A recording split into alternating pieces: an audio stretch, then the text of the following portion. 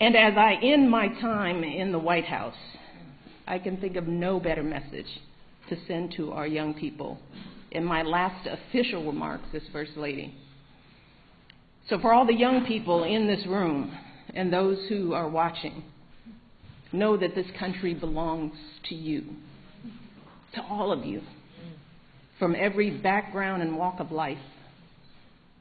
If you or your parents are immigrants, know that you are part of a proud American tradition, the infusion of new cultures, talents and ideas, generation after generation, that has made us the greatest country on earth.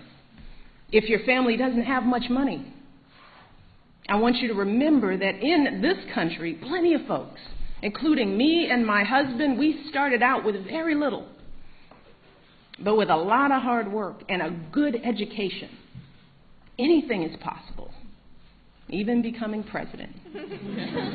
That's what the American dream is all about. If you are a person of faith, know that religious diversity is a great American tradition too. In fact, that's why people first came to this country, to worship freely.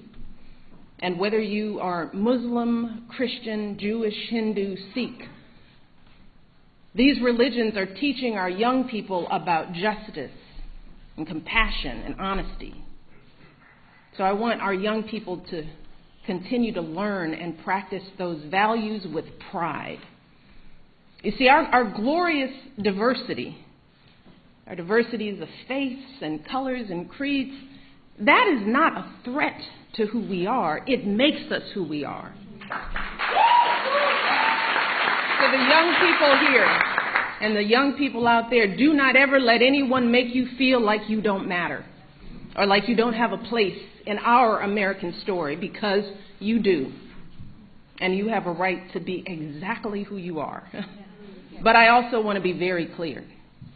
This right isn't just handed to you. No, this right has to be earned every single day. You cannot take your freedoms for granted.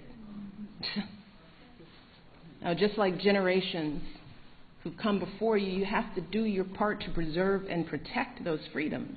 And that starts right now, when you're young. Right now, you need to be preparing yourself to add your voice to our national conversation.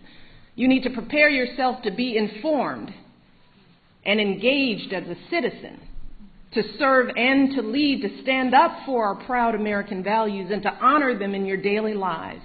And that means getting the best education possible so you can think critically, so you can express yourself clearly, so you can get a good job and support yourself and your family, so you can be a positive force in your communities. And when you encounter obstacles, because I guarantee you, you will, and many of you already have, when you are struggling and you start thinking about giving up, I want you to remember something that my husband and I have talked about since we first started this journey nearly a decade ago. Something that has carried us through every moment in this White House and every moment of our lives. And that is the power of hope. The belief that something better is always possible if you're willing to work for it and fight for it. It is our fundamental belief in the power of hope that has allowed us to rise above the voices of doubt and division, of anger and fear that we have faced in our own lives and in the life of this country. Our hope that if we work hard enough and believe in ourselves, then we can be whatever we dream, regardless of the limitations that others may place on us. The hope that when people see us for who we truly are, maybe, just maybe, they too will be inspired to rise to their best possible selves. Shoot, it's the hope of my folks like my dad.